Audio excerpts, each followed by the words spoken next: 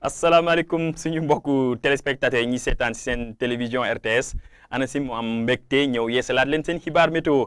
li gën a fës si xibaar bi mooy ab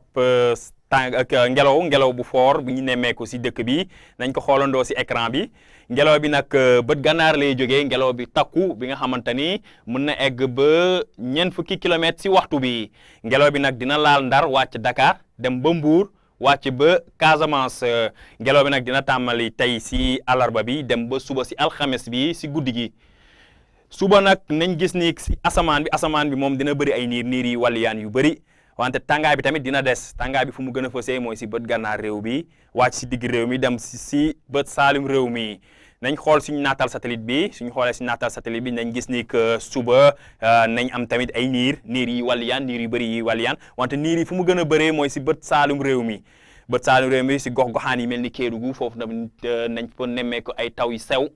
suñ demee suba si wàllum température bi nañ gis ni que seddaay guddi bi dina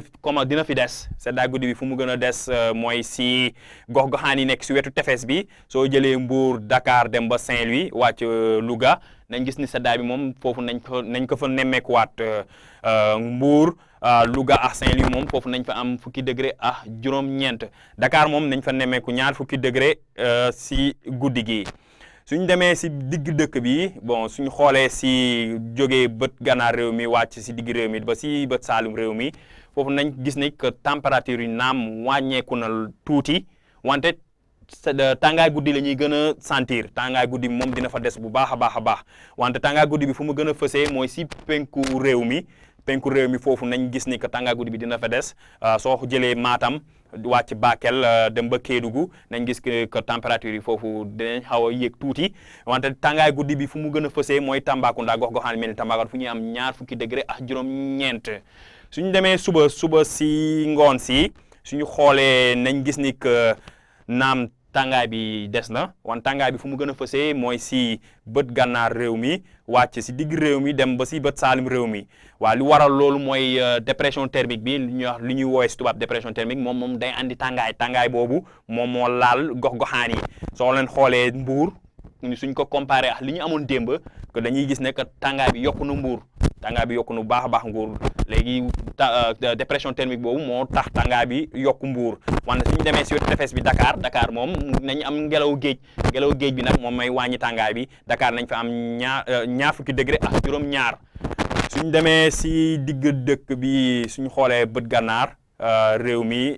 gox yu mel ni Linguère ak si bët saalum réew mi tamit gox yu mel ni Kolda foofu tàngaay bi foofu la gën a fësee foofu nañ fa am ñeent fukki degré ak ñaar wante suñu xuusee tuuti dem si penku réew mi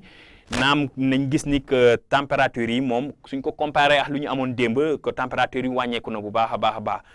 surtout si gox yu mel ni Matam ak Bakel foofu température bi wàññeeku na bu baax a baax ak lu ñu amoon démb wante Tambacounda foofu nañ fa nemmeeku ñeent fukki degré Kédougou tamit nañ fa duggi ñemmeeku fanweer degré ak juróom-ñeent mbokk yi suñu tënkee xibaar bi mooy tàngaay bi naam dina des wante fu mu gën a fësee mooy si bët gànnaar réew mi nga dem si digg réew bi ba si bët saalum réew mi tàngaay bi nag dina wàññeeku si gox-goxaan yi mel ni si gox-goxaan yi nekk si penku réew mi soo demee tamit si tefes bi Dakar moom dañuy am temps bu clément si tubaab mooy temps bi nga xamante ni du tàng ngelaw géej bi moom dina wàññi tàngaay bi bu baax a baax suñu demee si guddi si tamit ak péex bi nga xamante ne dina laal gox-goxaan yi nekk si wetu tefes bi soo jëlee gox yi mel ni Mbour dem Dakar ba Saint-Louis foofu nañ gis ni que tàngaay bi moom dina wàññeeku bu baax a baax nañ am seddaay guddi moom mbokk yi lii la ñu amoon pour jox leen si xibaar yi ñu leen di dox di daje ba suba wasalaam